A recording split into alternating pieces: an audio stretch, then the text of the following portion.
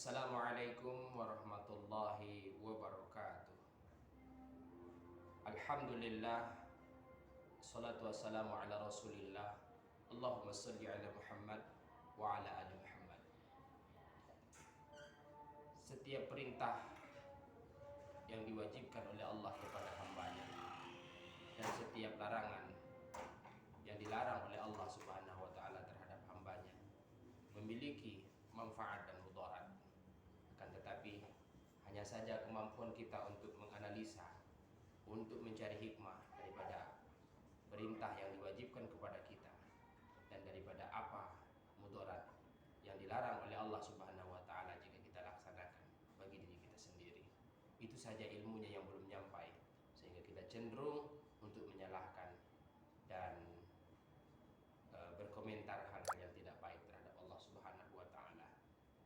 Maka oleh karena itu, setiap perintah memiliki tujuan. Seperti halnya Allah perintahkan untuk melaksanakan sholat, tujuannya adalah tanha anil fahsya'i wal munkar, yakni untuk mencegah diri kita daripada perbuatan keji dan mungkar. Kemudian berpuasa juga, apa tujuan Allah subhanahu wa ta'ala memerintahkan kita untuk melakukan puasa? Di dalam Al-Quran dijelaskan, a'udzubillahi minasyaitonirrajim, bismillahirrahmanirrahim, ya ayyuhalladzina amanu kutiba alaikumusiyam kama kutiba alal ladzina min qablikum la'allakum tattaqun. Wahai orang-orang yang beriman, diwajibkan atas kamu berpuasa seperti orang-orang sebelum kamu juga diwajibkan, la'allakum tattaqun, supaya kamu menjadi orang-orang yang bertakwa. Kata-kata la'allakum tattaqun, la'alla ini adalah kalimat taraji. Allah subhanahu wa ta'ala berharap kepada hambanya agar hambanya menjadi seseorang yang bertakwa. Lalu apa sebenarnya keistimewaan daripada ketakwaan ini, sehingga Allah subhanahu wa ta'ala memerintahkan kita untuk menjadi pribadi yang bertakwa? Keistimewaannya tentu sangat luar biasa, dikarenakan tidak ada kedudukan dan kemuliaan di sisi Allah subhanahu wa ta'ala kecuali tergantung kepada seberapa kualitas ketakwaan yang dimiliki oleh seorang hamba. Inna akramakum indallahi atqakum. Kemudian Allah subhanahu wa ta'ala sangat begitu membuat seorang hamba untuk menggapai nilai pada ketakwaan itu, sehingga Allah subhanahu wa ta'ala memerintahkan untuk berbekal. Wa tazawwadu fa inna khairuz zadit taqwa. Berbekallah karena sesungguhnya sebaik-baik bekal itu adalah takwa. Maka oleh karena itu, salah satu untuk menggapai seorang hamba menjadi pribadi yang muttaqin, menjadi pribadi yang bertakwa adalah dengan cara berpuasa. Hadirin yang saya hormati, lalu bagaimanakah ciri-ciri ataupun gambaran orang-orang yang bertakwa? Terpotret di dalam surah Ali Imran ayat 134 yang berbunyi, walladzina yunfiquna fis sarra'i wad dharra wal kaziminal ghaiz wal 'afina 'anil nas. Ciri-ciri orang yang bertakwa di sini disebutkan adalah yang pertama, orang-orang yang senang berinfak dikala ia lapang dan dikala ia susah. Karena kecenderungan manusia, jika ia merasa kelapangan, ia sulit untuk, berat hatinya untuk memberikan, untuk berimpak kepada orang lain dan kepada kepentingan umum, dikarenakan ia merasa tidak cukup. Dan apabila dia diuji dengan kekurangan, dia berat juga. Ada suatu rasa yang menghalangi dia untuk berimpak, dikarenakan dia merasa kekurangan. Oleh karena itu, Allah subhanahu wa ta'ala menegaskan bahwa ciri orang yang bertakwa adalah dikala ia susah dan dikala ia lapang, ia senang dan ia gemar berimpak. Kemudian yang kedua, wal kaziminal ghaiz, orang yang senantiasa bisa mengelola emosinya, orang yang bisa menjaga emosinya. Walaupun ia memiliki kesempatan, walaupun ia memiliki kekuatan, tersulut api emosi yang membakar dirinya, tetapi ia tahan, ia kelola emosi itu sehingga tidak meledak dan tidak berapi-api ia keluarkan. Padahal dia memiliki satu jabatan yang pantas untuk marah kepada bawahannya, akan tetapi ia kelola dan ia tahan sehingga ia tidak jadi mengikuti dorongan amarahnya. Maka orang-orang yang semacam ini juga termasuk kategori orang-orang yang bertakwa, orang yang pandai menjaga emosi.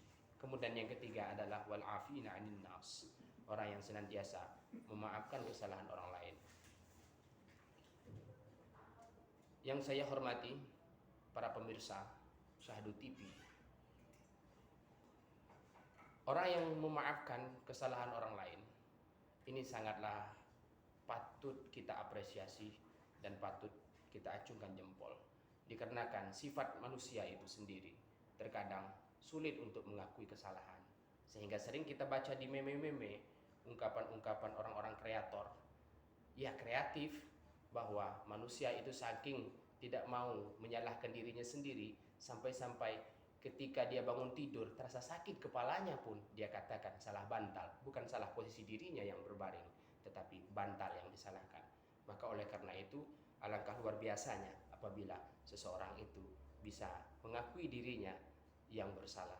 Maka oleh karena itu ayuhal hadirun, pemirsa yang kami hormati, bahwa ada satu kisah tentang memaafkan kesalahan orang lain, yakni pada suatu ketika Rasulullah SAW masih duduk bersama sahabatnya. Tiba-tiba Rasulullah berkomentar, telah melewati di antara kita rajulun yang menjadi penghuni surga. Lelaki itu adalah lelaki yang berasal dari Ansar, yakni dari Madinah.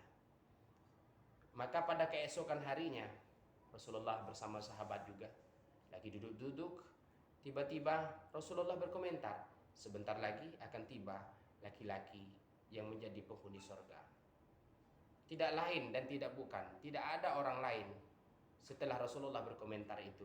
Maka laki-laki yang pertama kali seperti Rasulullah sampaikan, laki-laki itu pula lah yang datang setelah ia berwudu. Daripada hal ini Anas bin Malik meriwayatkan, memicu rasa penasaran dari Abdullah bin Umar bin As, apa amalan spesial yang dilakukan oleh rajulun Ansor ini, sehingga Rasulullah sebutkan ia menjadi laki-laki penghuni surga. Bagaimana caranya ia untuk mengetahui? Lalu ia pergi ke rumah laki-laki Ansor ini untuk numpang nginap di sana, bertamu selama 3 hari. Ia di sana mengamati apa amalan spesial yang ia lakukan, sehingga Rasulullah mengistimewakan ia, menyebutnya menjadi penghuni surga. Hari pertama ia bersama laki-laki tersebut, hari kedua dan hari ketiga ia tidak menjumpai amalan-amalan spesial yang ia lakukan. Hanya saja sholat ia jaga, sholat ia tepat waktu. Kemudian bangun ia sebelum subuh, tidak ada amalan lain kecuali zikir kepada Allah Subhanahu wa taala sampai ia mendirikan sholat fajar dan melaksanakan sholat subuh. Sampai pada hari yang ketiga ia memang betul-betul tidak mendapatkan, tidak memperoleh apa amalan spesial yang dilakukan oleh rajulun Ansor ini. Maka pada hari ketiga ia pamitan dan ia mengatakan bahwa tujuanku numpang nginap di rumah Tuhan adalah untuk mencari tahu sebenarnya amalan spesial apa yang Tuhan lakukan, sehingga Rasulullah SAW menyebut Tuhan sebagai laki-laki penghuni surga. Itu ungkapan daripada Abdullah bin Umar bin As. Maka laki-laki yang punya rumah rajulun Ansor ini menjawab bahwa tidak ada hal yang spesial yang kulakukan, akan tetapi saya secara istiqomah, secara terus-menerus, secara konsisten, sebelum saya tidur menengadahkan 2 tanganku kepada Allah. Ya Allah, ampunkan kesalahan, ampunkan kekhilafan orang-orang yang menzolimiku, orang-orang yang menyakitiku, orang-orang yang mencaci makiku. Sesungguhnya aku sudah memaafkannya. Maka memaafkan antar sama manusia juga merupakan tanda orang bertakwa itu sendiri. Mudah-mudahan kita pemirsa Syahdu TV sama-sama bisa memiliki kategori yang digambarkan oleh surah Al-Imran ayat 134 ini, yakni orang yang gemar bersedekah ataupun berimpak dikala ia lapang dan dikala ia susah. Kemudian yang kedua adalah orang yang pandai menjaga emosi. Kemudian yang ketiga adalah orang yang selalu memaafkan kesalahan orang lain. 2 hal yang perlu kita ingat, yakni kebaikan orang lain terhadap kita dan kesalahan kita terhadap orang lain. Dua hal yang harus dilupakan, yakni kebaikan kita terhadap orang lain dan kesalahan orang lain terhadap kita jangan dibalik. Demikian. Assalamualaikum warahmatullahi wabarakatuh. Waalaikumsalam warahmatullahi wabarakatuh. Ya,